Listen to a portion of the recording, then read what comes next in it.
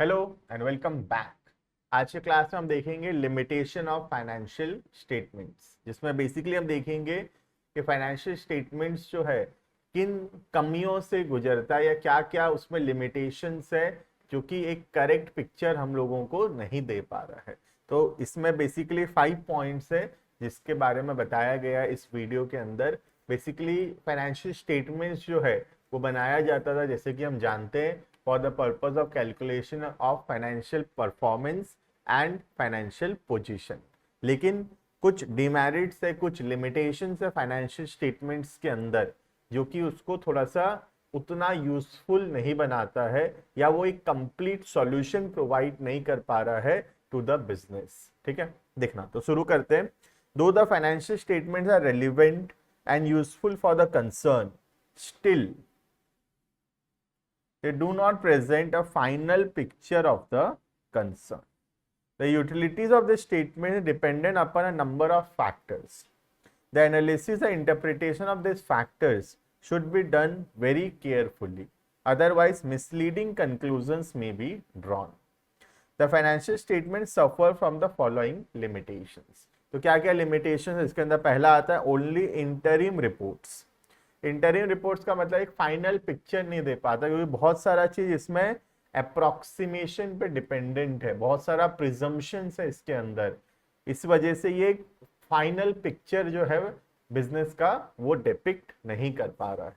ठीक है, देखना, this statement do not give a final picture of the concern. The data given in this statement only approximate the actual position can only be determined when the business is sold or liquidated। जब business को बंद करेंगे तभी उसका real value पता चलता है, अभी तो एक अप्रोक्सीमेट वैल्यू पता चलता है from the financial statements। However, the statements have to be prepared for different accounting periods, generally 1 year.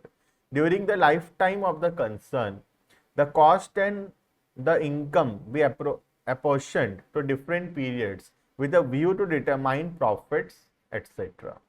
The allocation of expenses and income will depend upon the personal judgment of the accountant.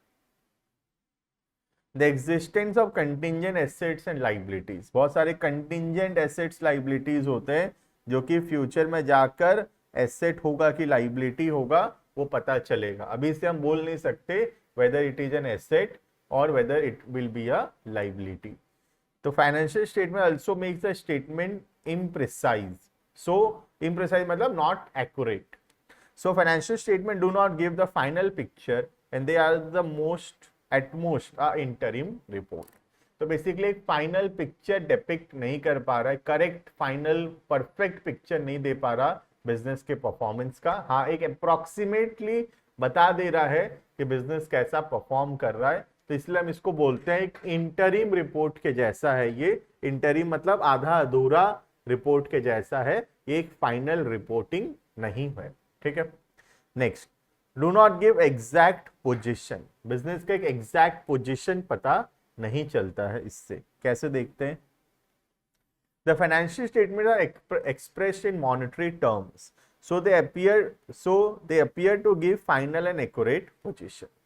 The value of fixed assets in the balance sheet neither represent the value of the fixed asset can be sold, nor the amount which will be required to replace this asset। तो सबसे बड़ा demerit देखो fix assets में, fix assets का value ना तो कितना में बिकेगा वो लिखा हुआ है, ना ही नया खरीदने से कितना रुपए लगेगा वो लिखा हुआ है। इसमें क्या लिखा हुआ रहता है, हिस्टोरिकल कॉस्ट पे रिकॉर्ड होता है, मतलब कितना रुपए में एसेट जो है खरीदा गया है उसको हम उतने रुपए पे ही रिकॉर्ड करते रहते हैं, जो कि एक गलत तरीका है, क्योंकि वो सही पिक्चर नहीं बता पा रहा। क्योंकि सही पिक्चर तो वो होगा कि उस फिक्स एसेट को बेचने से कितना मिलेगा, या फिर उस फिक्स एसेट के जैसा एक नया फिक्स एसेट अगर हम लाएंगे तो कितना रुपया पड़ेगा। ये होना चाहिए सही अकाउंटिंग। ठीक है, the balance sheet is prepared on the presumption of a going concern. The concern is expected to continue in the future, so fixed assets are shown at the cost less accumulated depreciation। There are certain assets in the balance sheet such as preliminary expenses, goodwill, discount on issue of shares which will realise nothing, इस सबको हम बोलते हैं fictitious asset. मतलब जो asset में तो है लेकिन बेचने से शायद कुछ भी रिकवर नहीं होगा।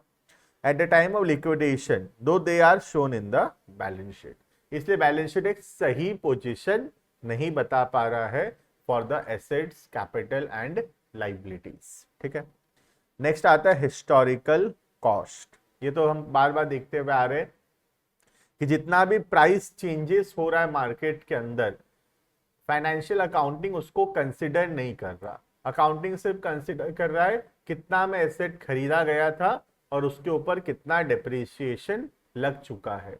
आज वो एसेट कितने का मिलता है उस पे वो फोकस नहीं कर रहा। तो बेसिकली करंट वैल्यू पे या फेयर वैल्यू पे फोकस ना करके अकाउंटिंग जो है सिर्फ फोकस कर रहा है ऑन द हिस्टोरिकल कॉस्ट या ऑन द पास्ट कॉस्ट। ठीक है, देखना the financial statement are prepared on the basis of the historical cost or original cost. The value of asset decreases with the passage of time. Current price changes are not taken into account. The statements are not prepared taking in view the present economic condition. The balance sheet loses the significance of being an index of current economic realities. तो क्योंकि हम लोग current value को record नहीं कर रहे, इसलिए ये करंट पोजीशन जो है वो नहीं बता पा रहा। Similarly the profitability shown by the income statement may not represent the earning capacity of the concern. The increase in the profit may be due to increase in price और due to some abnormal cause और not due to an increase in efficiency. तो बोल रहा है खाली profit दिखा रहा है, इसका मतलब बिजनेस अच्छा परफॉर्म कर रहा है, जरूरी नहीं है। कुछ एबनॉर्मल सोर्सेज से पैसा आया होगा मे बी, जो कि शायद तक उतना ज्यादा प्रॉफिट नहीं हो रहा बिजनेस में डे टू डे एक्टिविटी से। अचानक से कोई एबनॉर्मल जगह से, अनएक्सपेक्टेड जगह से पैसा आया होगा, इसलिए फाइनेंशियल परफॉर्मेंस अच्छा दिख रहा है बस। ठीक है, the conclusion drawn from financial statement may not give a fair picture of the concern। ठीक है, next impact of non monetary factors. तो जैसे कि हम जानते हैं फाइनेंशियल स्टेटमेंट सिर्फ कंसिडर करता है मॉनेटरी ट्रांजैक्शंस को, लेकिन नॉन मॉनेटरी थिंग्स जिसका वैल्यू हम मनी में नहीं निकाल सकते, उन सब चीजों को वो कंसिडर नहीं कर रहा है। ठीक है, देखना there are certain factors which have a bearing on the financial position and operating results of the business, but they do not become a part of this statement because they cannot be measured in monetary terms. Such factors may include the reputation of the management, business का कितना reputation है, credit worthiness of the concern, sources and commitments for purchase and sale, cooperation of the employee, etc. तो ये सब चीज भी important है, लेकिन फाइनेंशियल स्टेटमेंट्स इन सब चीजों को कंसिडर नहीं करता है। The financial statements only show the position of the financial accounting for business and not the financial position. Clear है ये? क्योंकि ये सिर्फ मॉनेटरी चीजों को रिकॉर्ड करता है, नॉन मॉनेटरी चीजों को रिकॉर्ड नहीं करता है। ठीक है, एंड लास्ट आता है नो प्रिसाइजन। देखना, प्रिसाइज नहीं है मतलब एक्यूरेट नहीं है। The precision of financial statements is not possible because the statement deals with matter which can not be precisely stated. मतलब हम कोई चीज श्योरली एक्यूरेटली नहीं बोल पा रहे हैं। ठीक है, the data recorded by conventional procedures followed over the years, various conventions, postulates and personal judgments are used for developing the data। तो जो भी डेटा है उसमें पर्सनल जजमेंट, बहुत सारा कन्वेंशन, एजम्पशंस लगा हुआ है, जो कि हो सकता है कि एक सही इंफॉर्मेशन प्रोवाइड नहीं कर पा रहा या एक्यूरेट इंफॉर्मेशन प्रोवाइड नहीं कर पा रहा। क्लियर है? This is all about the limitation of financial statements. मैं होप करता हूँ कि वीडियो अच्छा लगा होगा तुमको और अच्छे से समझ में आया होगा what is limitation of financial statements. Thank you and bye bye.